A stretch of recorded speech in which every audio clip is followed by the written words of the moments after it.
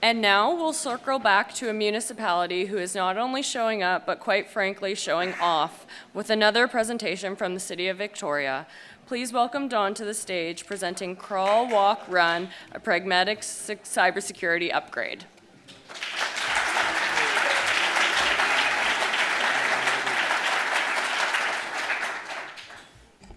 Great. Good morning, everybody. I'm Don Costello. I am the new and first manager of cybersecurity for the City of Victoria. And there we are. So I'm new to the local government. I do have 25 years experience in IT, 20 of those as cybersecurity, and 19 of those with the provincial government. So that's a little bit about my background. I guess prior to that, I was a chef. That's got nothing to do with the presentation, but just some good background information for you. And it does influence my thoughts and my process and how I view the world. Chefs are very creative. They're also very organized, and they have to be good listeners. So that's the connection to the chef piece. The City of Victoria. Like I say, the City of Victoria has, I'm their first CISO. And prior to me joining, or prior to them posting the CISO position, Mike Palmer, the CIO, and Dan, the IT operations manager, really did security. They did it really well, but they did it off the corner of their desk. And when Mike posted the position for the manager of cybersecurity, my LinkedIn lit up, my email lit up, and they said, "Hey, did you know Mike posted your resume online?" So we were in sync from the beginning. I'd seen Mike at MISA a number of times and liked his collaboration. When I was at the province, I spent the last 7 years of my career there building a collaboration platform for any public body to gain information and knowledge on cybersecurity. That is called CyberBC. It's still up and running today. But we were in sync with the collaboration piece. And the other piece was Victoria had spent, and for those of you that saw Mike and Bulletproof yesterday, they had all the frameworks in place that a cybersecurity professional could hope for. They had onboarded a SOC, which means I get to sleep at night. They had done full E5 licensing with Microsoft, which means I have visibility. So the E5 licensing does more than just security. It enables business. It enabled the capabilities that Max was talking about earlier today. But it really does give a peace of mind and that visibility into what's going on in your environment. So because of those pieces were in place, I felt it was a good opportunity for me to expand my career as a public servant. Working for the province was fantastic. I don't regret a minute of it. But municipalities and local government is really where your actions hit the pavement. If you want to be a public servant and you want to have an impact in your community, local government or regional government is the place to do that. So that was one of the main drivers for me to shift over to the city from the province. A familiar challenge for me was that after being here for a little bit, I've been at the City of Victoria for just under a year now. But when I first got here, I recognized through the reporting that the security score could use a little bit of loving, right? When I started, the security score was hovering around 40%. Not great.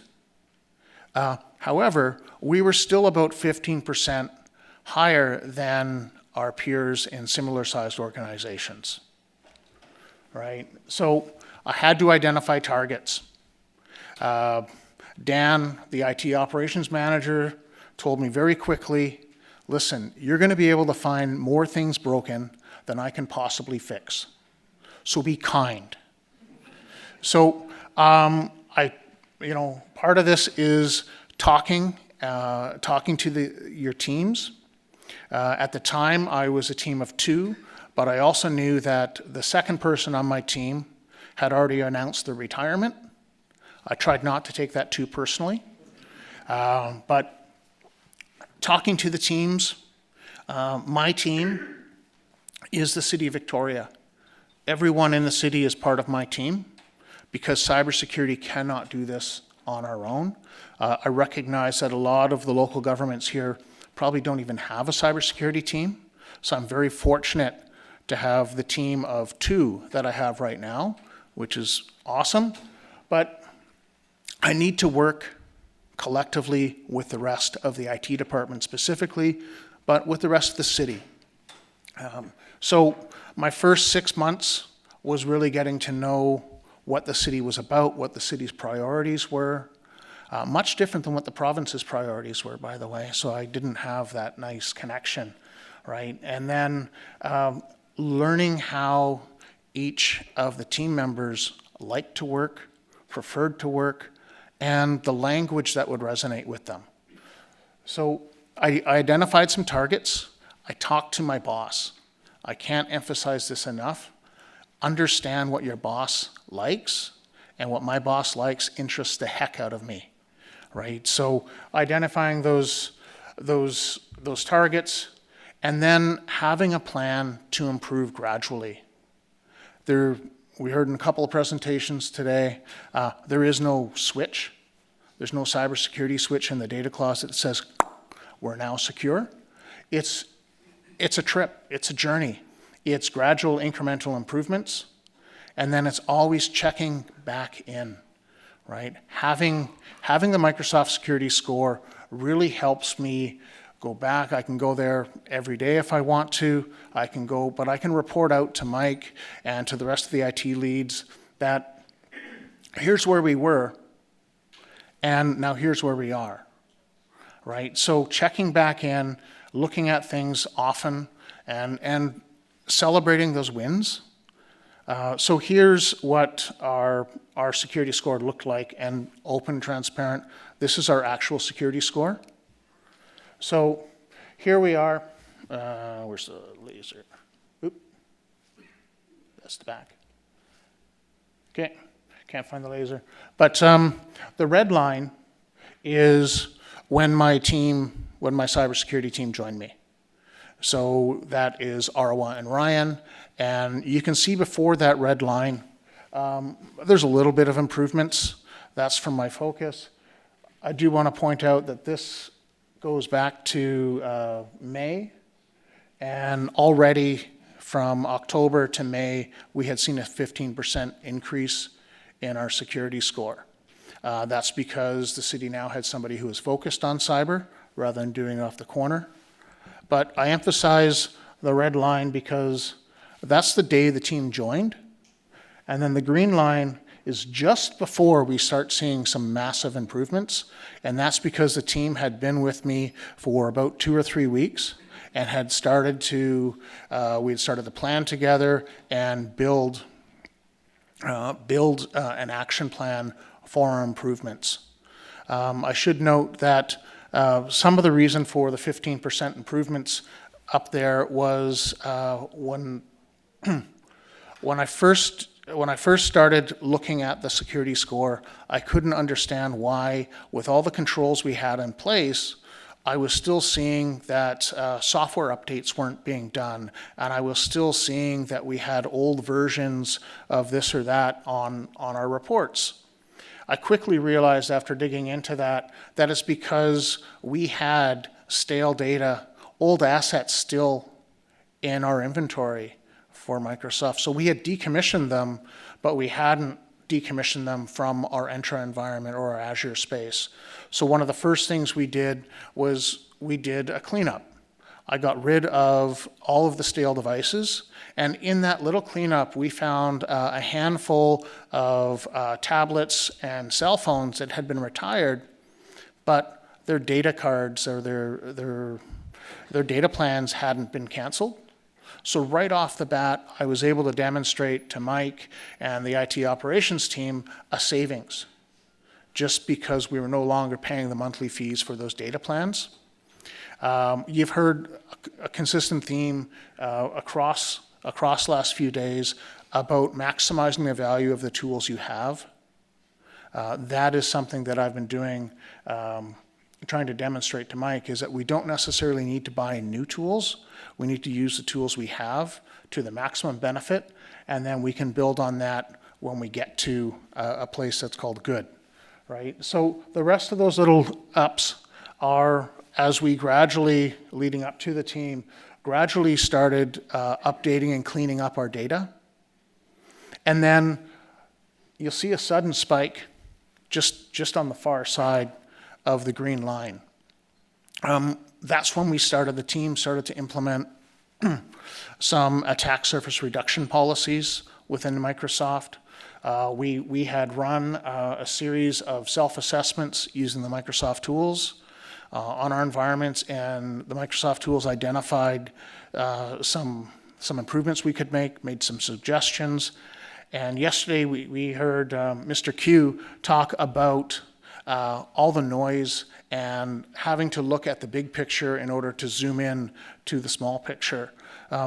Those Microsoft reports produced thousands of lines of vulnerabilities and improvements we could take, but they also produced an executive summary. And those executive summaries targeted 5 or 6 areas that were ripe for improvement. So why would I revisit that? I reviewed them and said, yeah, 4 of those are the ones I would have done anyway. So we started making improvements, and you see that big spike. And the downward trends are typically as new vulnerabilities are discovered in your environment. So you start to see Patch Tuesday coming along, and as soon as Patch Tuesday is announced, your security score goes down because none of your devices have been patched with the latest patches. So you're going to have a downward spike, and then usually a week, maybe 2 weeks later, you're going to see it come back up and level out. So understanding those trends and the process and the root causes of these things is really important. Now, I was pretty happy with the far right of that until I got back from a little vacation last week and saw the work that Arwa and Ryan had done while I was away. And so that yellow line now, the red line is still when the team joined, the green line is still kind of just before they started acting, and then the yellow line is the far right of that last timeline that I was showing, and you can see the steady improvements we're making. So from start of my time at the city, from 40% on our security score, we're now sitting at around 70. And further reporting shows that our exposure score over time has also significantly dropped, which means we can now focus, without having that exposure, we can focus in on cleaning up and making improvements. And I'm happy to say the approach I had taken was on the Microsoft score. It shows us it breaks everything down into 4 categories: identity, applications, devices, and data. So our devices were our lowest score, so that's what I focused in on, was our device management, device cleanup, attack surface reduction policies, mostly related to devices. And then as of yesterday, our devices are now no longer at the bottom, and they're not even 3rd out of 4th, they're 2nd out of 4th, which means our next target will be data. And that's going to be working with our data manager and team to use and improve and increase our use of Purview and increase our data policies. But the approach here is really not to focus on everything. It's to focus on the lowest thing and arguably for me the most important thing. Every city worker accesses data either on their mobile device or on a city-owned asset, laptop, workstation. There's lots of those. We need to focus on those until they're no longer our highest risk. And now we can start fine-tuning some of our policies and some of our practices. So those are the results.